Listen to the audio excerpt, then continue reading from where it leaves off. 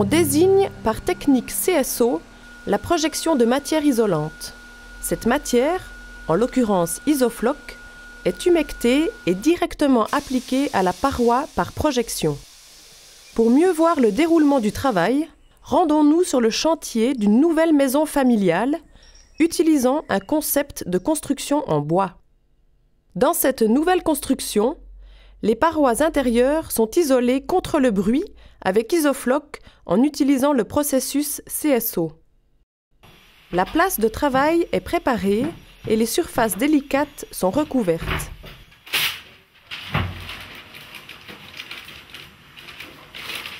Les prises électriques, les câbles et les conduites de toutes sortes ne gênent pas le processus CSO. Le giclage a beaucoup d'avantages. Pour les épaisseurs petites ou variables, la matière isolante peut être déposée sans joint et rationnellement. Il n'y a ni découpe ni déchets. Isofloc n'est pas humecté avec de la colle, mais seulement avec de l'eau. L'eau fait réagir l'élément collant dans la cellulose. Après le séchage, les fibres sont collées entre elles et contre la paroi. Il est garanti qu'il n'y aura pas d'affaissement. Il est recommandé de laisser sécher l'isolation pendant 2 à 3 jours avant de poursuivre l'habillage de la construction. À l'étage au-dessous, Isofloc est chargé dans la souffleuse. La matière isolante tombée sur le sol lors du giclage est récupérée et mélangée avec la nouvelle matière pour être giclée une seconde fois à haute pression. En haut, on poursuit le giclage. On ouvre la couche isolante afin que le spécialiste et le maître d'œuvre puissent contrôler visuellement sa qualité.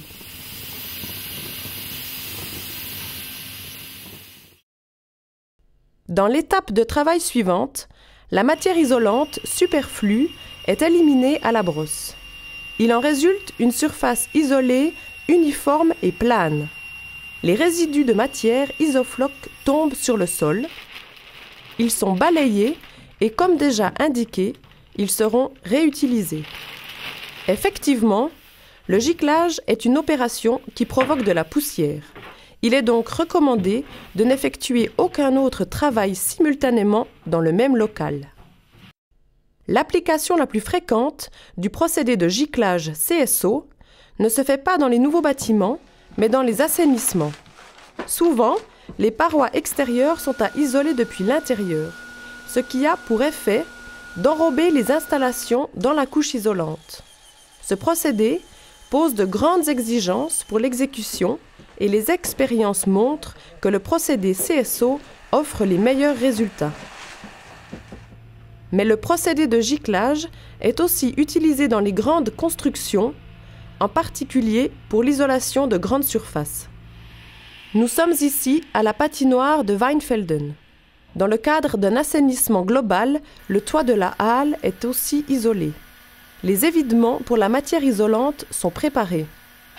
Le giclage se fait comme cela a déjà été présenté. Dans cette application, beaucoup plus de matière est apportée en beaucoup moins de temps. Ce processus est bon marché et sans concurrence. Une souffleuse placée sur le camion permet le transport de la matière isolante vers le bâtiment par un tuyau.